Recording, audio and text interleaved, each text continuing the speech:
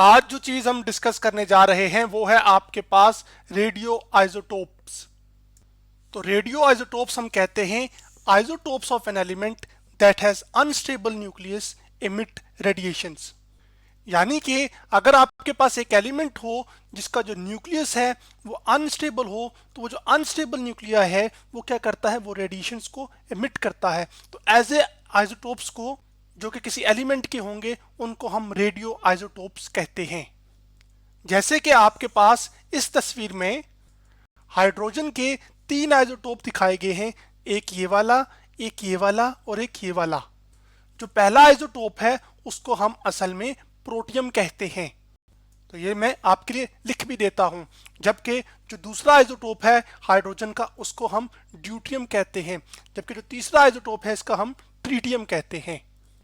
तो जो प्रोटियम है अगर उसको मैं लिखूं जो कि हाइड्रोजन है, असल में आपके पास हाइड्रोजन का ये H का सिंबल होता है, तो नीचे हम लिखते होते हैं एटॉमिक नंबर। तो हाइड्रोजन का जो एटॉमिक नंबर है वो 1 है, जबकि जो एटॉमिक मैस है या मैस नंबर जिसे हम कहते हैं वो भी क्या है, वो 1 है प्रोटोनियम का। और एटॉमिक नंबर हम कहते हैं number of protons in the nucleus, कि न्यूक्लियस के अंदर कितने प्रोटॉन मौजूद हैं एक एटम के, उसको क्या कहते हैं, एटॉमिक नंबर। जैसे कि प्रोटियम के अंदर आपके पास इस तस्वीर में 1 प्रोटॉन मौजूद है, जबकि एटॉमिक मैस या मैस नंबर हम कहते हैं proton number plus neutron number. यानी कि एक एटम में प्रोटॉन और न्यूट्रॉन नंबर को आप ऐड कर दें तो वो मिलके क्या बनाता है, एटॉमिक मैस।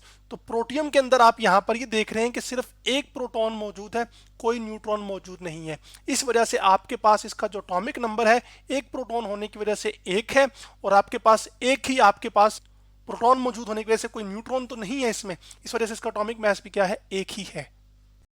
अब अगर मैं ड्यूट्रियम की बात करूं तो ड्यूट्रियम के अंदर आप ये देख रहे हैं जो कि असल में हाइड्रोजन का आइसोटोप है, तो इसको मैं लिखूंगा H।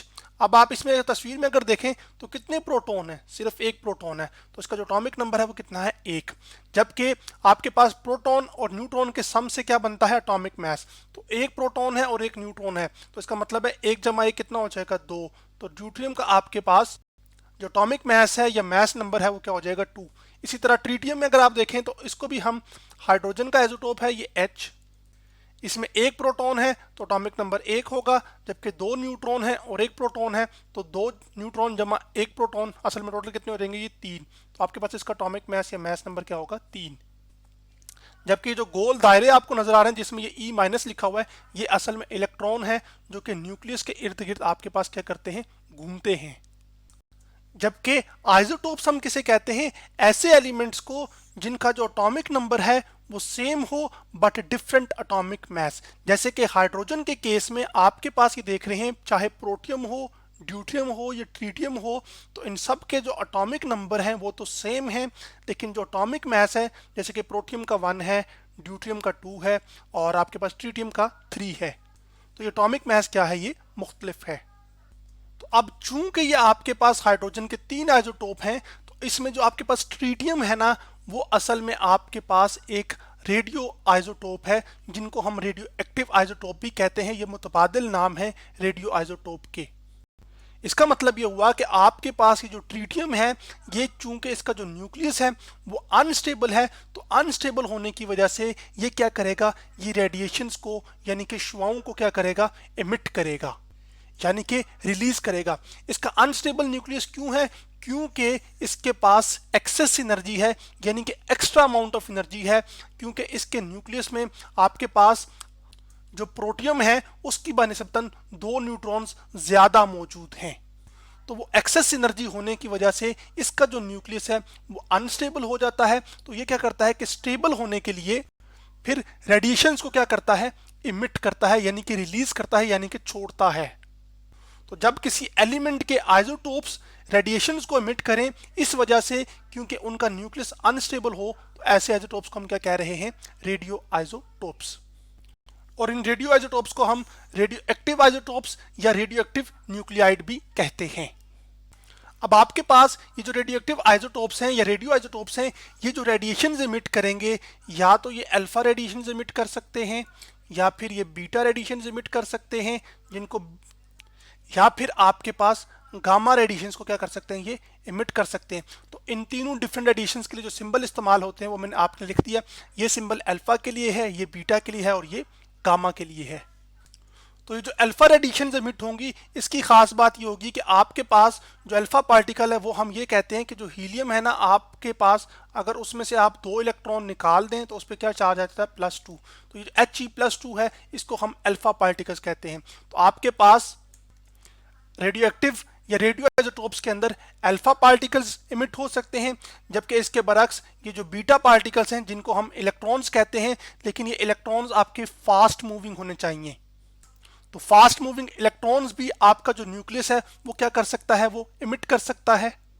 जबकि तीसरी जो आपके पास रेडिएशन है वो गामा रेडिएशन है, जो कि असल में आपके पास पैकेट्स की फॉर्म में क्या होती है, इमिट होती है, जिनको हम क्या कहते हैं, फोटॉन्स। और इनकी जो एनर्जी होती है वो बहुत ज़्यादा होती है। तो इसकी जो एनर्जी है वो मैं लिख भी देता हूँ यहाँ पर, ई क्या होती है, वो बहुत ज़्यादा होती है। तो अप सिंबल लार्ज एनर्जी के लिए है, अप एरो का।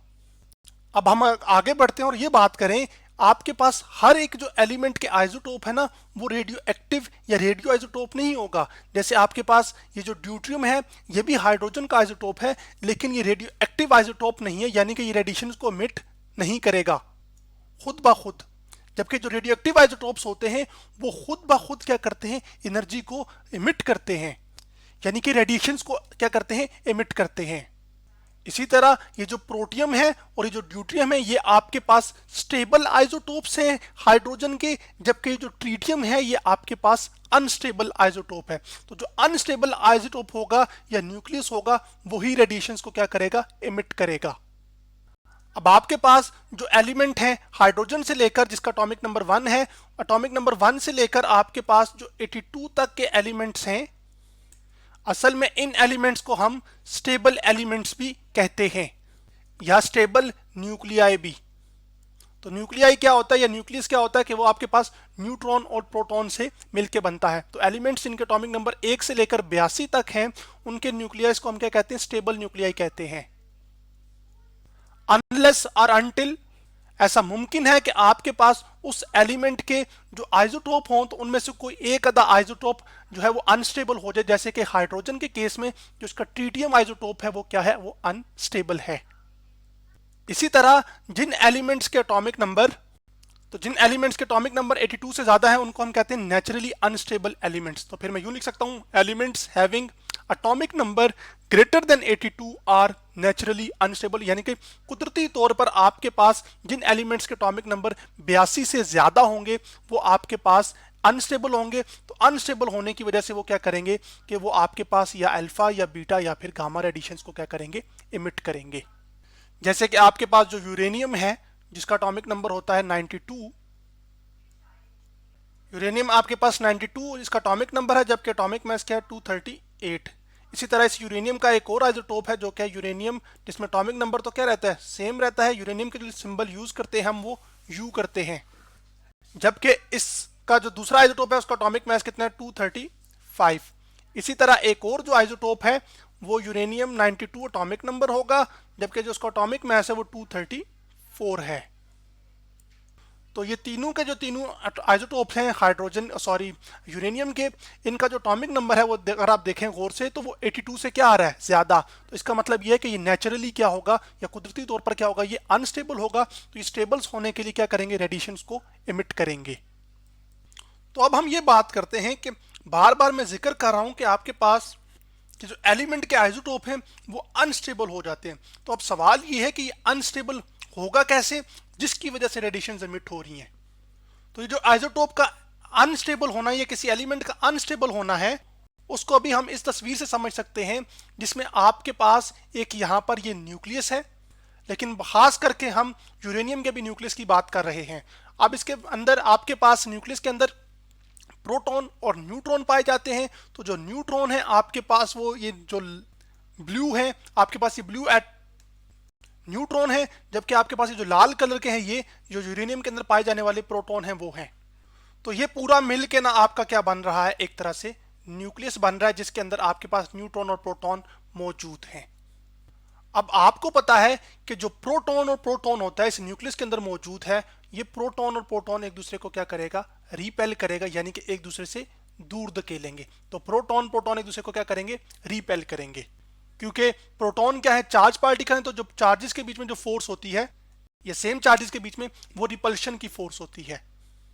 अब इसके साथ साथ ये जो न्यूक्लियस है ना, इसके अंदर आपके पास न्यूट्रॉन्स मौजूद हैं। तो ये जो न्यूट्रॉन्स है ना, इनके ऊपर हालांकि कोई चार्ज नहीं होता, जबकि प्रोटॉन पे चार्ज होता है। तो न्यूक्लियस के अंदर इन दो चार्जेस के बीच में जो पाई जाने वाली फोर्स होती है, जिसको हम रिपल्सिव फोर्स करें, उसके अलावा भी एक फोर्स पाई जाती है जो कि सिर्फ न्यूक्लियस की हद तक ही लगती है। उस फोर्स को हम कहते हैं स्ट्रॉन्ग न्यूक्लियर फोर्स, और वो एक्ट करती है, ये लगती है किसके बिटवीन, न्यूक्लियॉन्स के बीच में। तो न्यूक्लियॉन्स असल में न्यूट्रॉन और प्रोटॉन दोनों को हम कहते हैं। और ये जो स्ट्रॉन्ग न्यूक्लियर फोर्स है, ये असल में आपके पास एक अट्रैक्टिव फोर्स है, जिसकी वजह से आपके पास जो प्रोटॉन है वो तो एक दूसरे से दूर धकेलना चाह रहे होंगे ना एक दूसरे को, ठीक है, लेकिन आपके पास ये जो स्ट्रॉन्ग न्यूक्लियर फोर्स होगी, ये इस न्यूक्लियस के अंदर जो न्यूट्रॉन और प्रोटॉन है उनको क्या करेगी, जोड़ के रखेगी।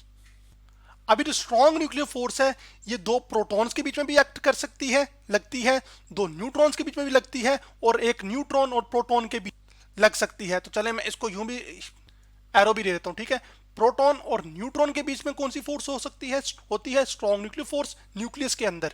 इसी तरह दो न्यूट्रॉन्स के बीच में, जैसे कि ये दो, इनके बीच में भी कौन सी फोर्स होगी, स्ट्रॉन्ग न्यूक्लियर फोर्स। इसी तरह आपके पास दो प्रोटॉन्स के बीच के भी अंदर न्यूक्लियस के अंदर स्ट्रॉन्ग न्यूक्लियर फोर्स भी पाई जाती है, और आपके पास जो उनकी रिपल्शन फोर्स है आपस के चार्जेस की वजह से, वो भी पाई जाती है।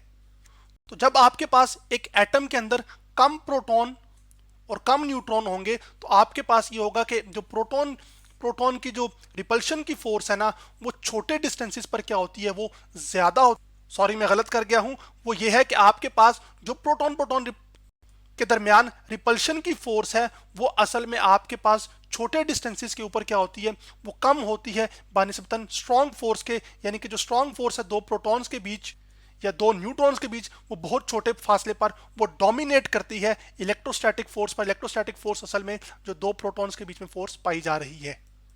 अब लेकिन जैसे जैसे दो प्रोटॉन्स के बीच का फासला जो है ना वो बढ़ता जाता है, तो आपके पास जो रिपल्शन की फोर्स है जो दो प्रोटॉन्स के बीच में है, वो असल में अब मोर प्रोमिनेंट हो जाती है, किससे, स्ट्रॉन्ग न्यूक्लियर फोर्स से, जिसको उसने यहां पर स्ट्रॉन्ग फोर्स से लिखा हुआ है।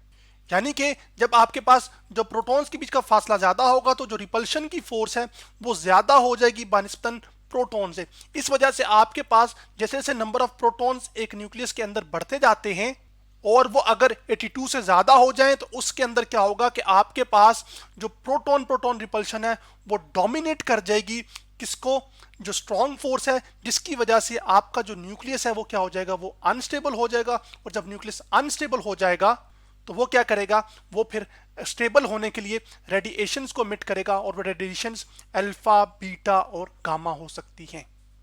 इसी तरह जब आपके पास स्टेबल न्यूक्लियाई होंगे जिनका एटॉमिक नंबर 1 से लेकर 82 तक होगा, उसके अंदर आपके पास क्या हो रहा होगा कि आपके पास जो स्ट्रॉन्ग फोर्स है वो ज्यादा स्ट्रॉन्ग होगी या ज्यादा डोमिनेट करेगी, किससे, इलेक्ट्रोस्टैटिक फोर्स से, जो कि दो प्रोटॉन्स के बीच में पाई जा रही होगी। तो आज हमने रेडियो आइसोटोप्स के बारे में स्टडी किया, और यह जाना कि आपके पास किसी एलिमेंट के आइसोटोप्स रेडिएशंस क्यों एमिट करते हैं, इस चीज की हमने डिस्कशन की।